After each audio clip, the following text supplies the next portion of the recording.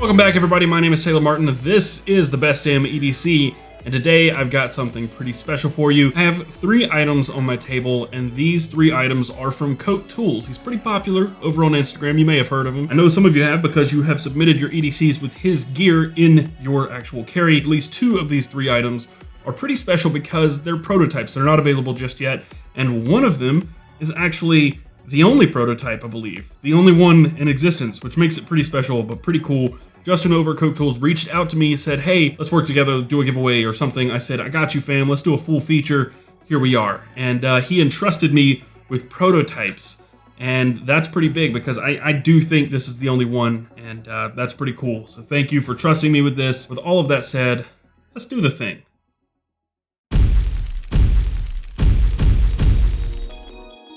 Okay, so here we are with Koch Tools. I've been truly waiting for this video for some time. I never reached out to him just because I've been so busy and so behind, but I did promise to rush order this video for him because the pre-order does end pretty soon.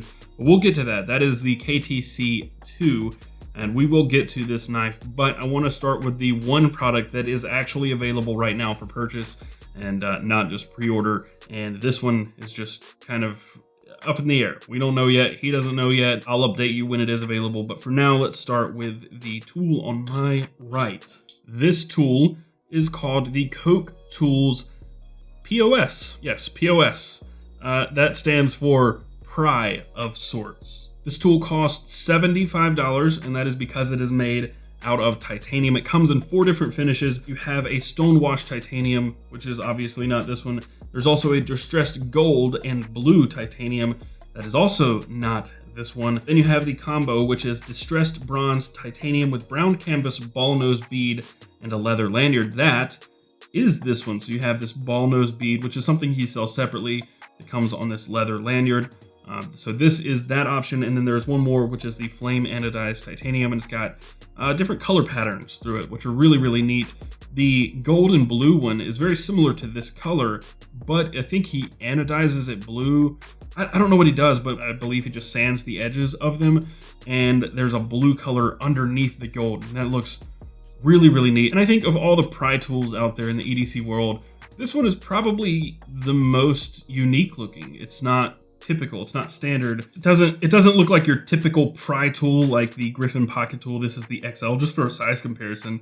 It doesn't look like your typical pry tool like this, or the BW pry bar, or the Lynch Northwest all access pass V2. It doesn't look like any of those. It's got its own unique design, and that's something about Koch Tools that should be noted. Koch Tools has some pretty interesting designs, and by interesting, I don't mean bad. His designs, I actually really like his designs. They're so out there, they're very modern, and they just, as soon as you see a Koch Tools design, you know it's a Koch Tools design. So this tool is 3 inches long, approximately. That's also 7.62 centimeters, and the thickness is about 3/16 inches. I actually only could get that from the Griffin pocket tool, so that's probably not super accurate, but that's about 1/2 centimeter. And it features 3 tools. There are 3 tools in one. You have your pry tool here with a nail lifter right there in the middle. You have a cap lifter on the other side, which is a very good bottle opener. I can attest to that. You can see it in the intro clip, the little B-roll that I rolled. This bottle opener is sick. And then you have a screwdriver. So you have a hex bit storage option right here. So if you don't want a Phillips, this is just your standard 1/4 inch bit. and it pops out and goes in right there. Then you have a screwdriver or a screw wrench, a hex wrench. And of course, this is kind of hard to use as is. So if you did carry this, you might also want to carry something sort of like a bit extender so that you can get a better purchase. You can get a good purchase, but it's hard to grip and turn when it's so close. So a bit extender, I always carry one. If I carry something like a pocket organizer that I can toss a little bit extender into. But what's so interesting, so there are tons and tons and tons of pry tools that store bits and allow you to stick a bit in there. But let's just take this one, for example.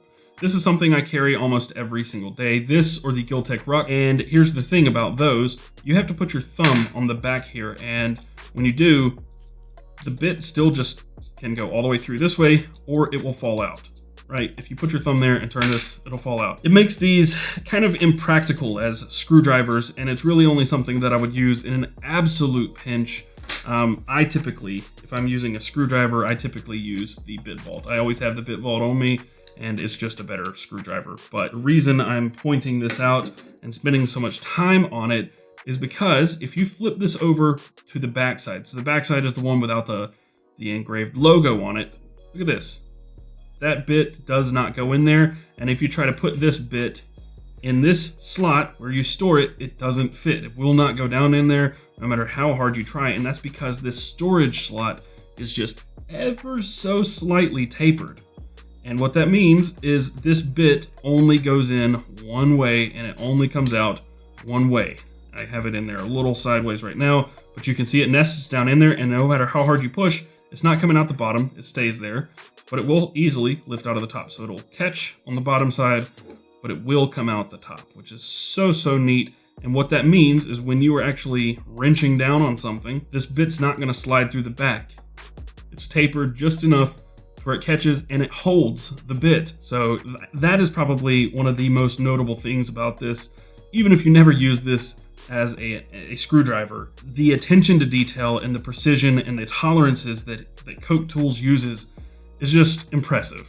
It's just really neat. I love the design, and I love those tiny, tiny little details like that. One of the last things to note about this tool is that these O-rings, obviously they come off, so they keep your bit in place. And one thing about that tapered storage is if those O-rings break, you still have a pretty secure bit. I mean, it can be pushed out, but it's not gonna stay in there on its own because it doesn't take a lot of effort to push it out. But if you push this bit in there, it's kind of wedged in there and you're gonna have to put some force on it.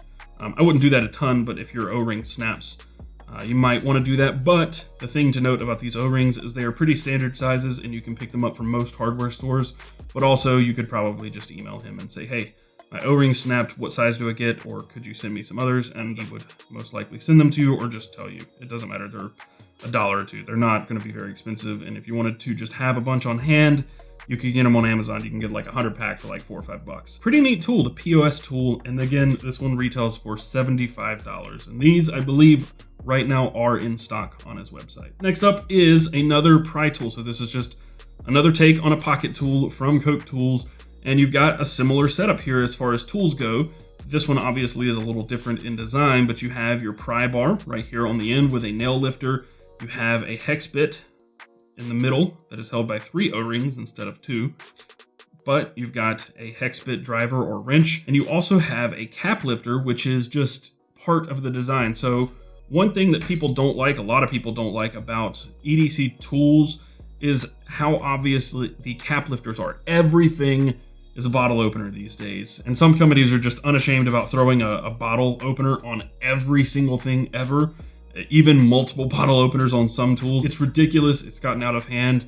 And this one is okay because it shows what it is. It's very common design and it works extremely well. But for this one, it's hidden in the design, which is pretty neat. This right here is your bottle opener. So you hold it about like this right here, put this up to the bottle cap and lift, and it pops off really, really easily. It works extremely well, better than I thought it would, because a lot of interesting design bottle openers don't work too well. If you don't like that as your bottle opener, just use this right here. Grab the bottle like so, put this on your thumb and just wrench it off. That's the easiest way to open it. You can do it with a Bic lighter, you can do it with an axe, you can do it with anything. And then at the very bottom, you have a lanyard hole, and you can just attach even one of these. If you purchase one of these from him separately, you could attach that there just as well, or one of my little leather lanyards, or any lanyard will go in that hole. So instead of the small bit, the one-sided bit, you can actually get a two-sided bit, which is really neat because you can carry both a flathead and a Phillips. And the same thing with this one. It's tapered, so your bit doesn't go all the way through, and it makes it easier. You don't have to sit there and hold the bit, it'll stay in place. And it just makes it a little easier to use. You can still use your bit extender with this one. And this one does go in specific too, because it's the same thing. No matter how hard you try, the bit's just not going in from this side. It just doesn't fit. So it's again, great tolerances, great precision, and that bit fits right in there. It took me so long. I was so frustrated with this. I was like, why would you ever want to use this bit? Because you can't get it out. And it's because I was trying to take it out the wrong way. So it did take me a little bit to figure out. Koch Tools logo up, the bit comes out. So you can also use this as a key dangler, much like you would use the pocket loop on a Griffin pocket tool. You just attach your key ring right there and put this on your belt loop or over your belt even. This will fit over a belt. It might sit a little bit better at an angle, but it'll still work as a key dangler. So this tool on the top and bottom are this kind of brushed or satin finish, but along the edges, if you take a close look, you can see that the tops and these sides are different. These sides are actually a Zerblast, which is very much like a bead blast. It's actually putting little dents into the sides there, and it gives it that matte look. And on the top, these are sanded and given that brushed or satin finish.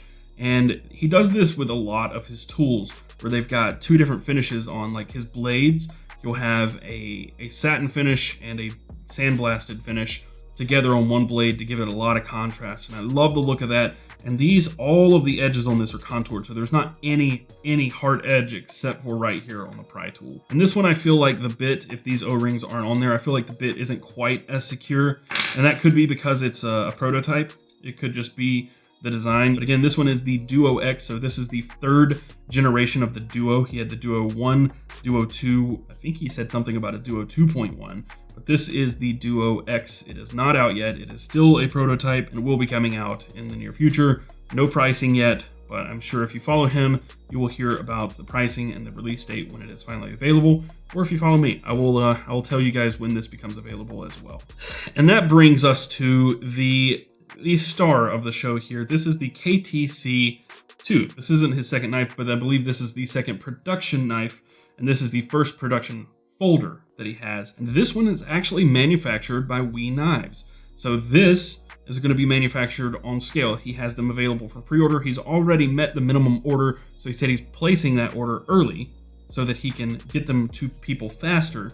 But he's keeping the pre-order open for this until March 31st. So you have a little over a week left to place a pre-order. The price on the pre-order for this knife is $150. The retail value once the pre-order is over will be $175. So this is a way to get 25 bucks off the knife. And this knife, boy, I like it. I really like the design. It's a chunk. It's much thicker than most of the knives I carry. Like right now in my back pocket is the Chris Reeve Sabenza, the small Sabenza, and you can just see it's pretty thick, but that's because it's more than just a knife. It is the KTSEE 2. It is technically a knife, but it's also a multi-tool. So this knife flicks beautifully. The action is awesome. It's on bearings, and it is a liner lock. You can see right there, little lock, and look at the action. Look at that. It'll fall shut straight out of the box. No blade play whatsoever.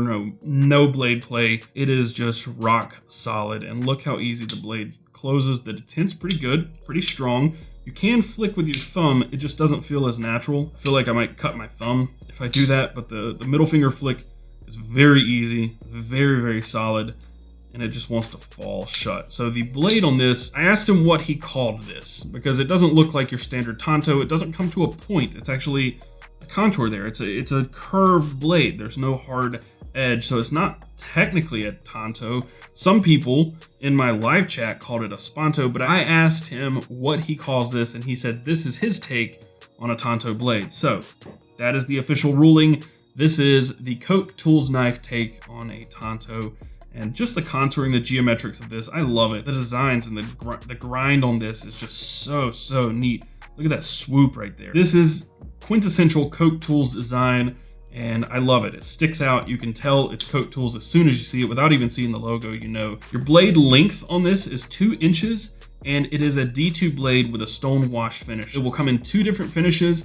This blade is the all stone wash, but on the pre-order page, you'll also have the option for stone wash with satin flats. There are no pictures of it right now, but if you check out some of his other knives, you'll see what it might look like or get an idea of what it'll look like. And it's basically sandblasted edges. Anything that's not flat is sandblasted, and then these 2 flat edges on either side of the blade are sanded and given this satin polished finish, and it just looks so cool. The KTSEE one also has that option, so you can check out that to see exactly what that looks like. One more thing about the blade stock, the thickness is 5/32 of an inch. It's a pretty thick stock all the way up to the point, and then it tapers pretty quickly. The taper is a little less dramatic here because you've got that long hollow grind here, but man, I just love the geometrics of this blade, and I was afraid about the ergonomics, but it fits really well into the hand. I've got some pretty meaty paws. Some people noted that in a previous video. I've got a pretty chunky hand, and I can get a really good purchase on this.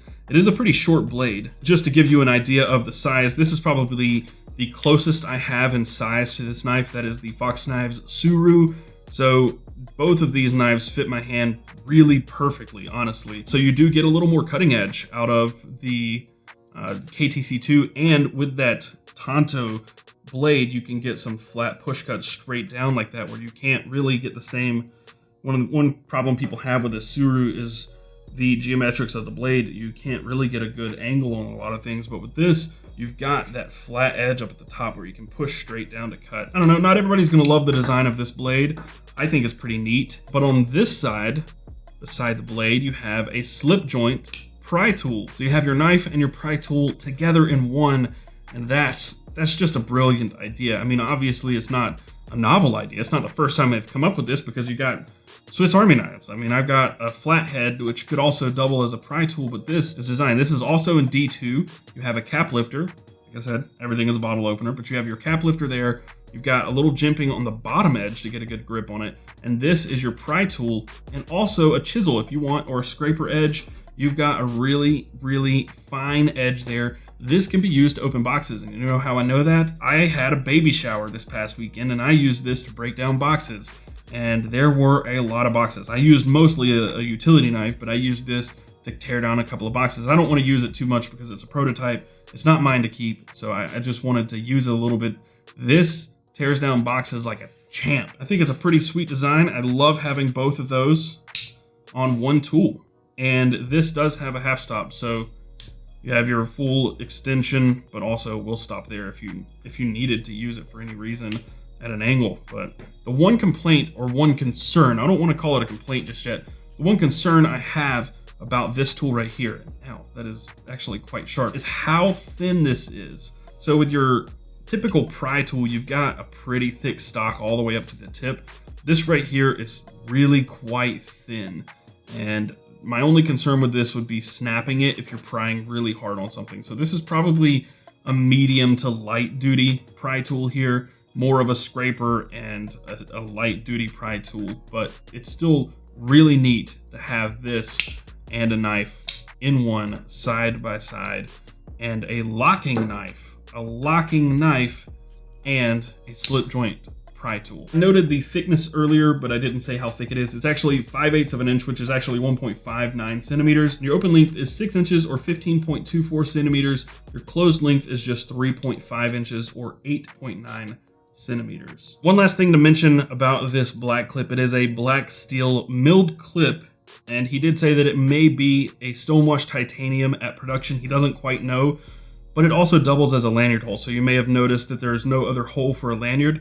He has one right there, so it'll be kind of tough to get some lanyards through there. But if you were the type to carry a knife with a lanyard and a bead, there is an option for you right there. So this is Koch Tool's take on a modern and traditional style knife. You got your modern with a thumb hole opening that you can lock and close one-handed, but also if you want it, you got your pry tool to the side. And I just think it's really, really sweet. Again, this one is available for pre-order right now in the black G10 with a D2 blade, either in a full stonewash or a stonewash with the satin flats.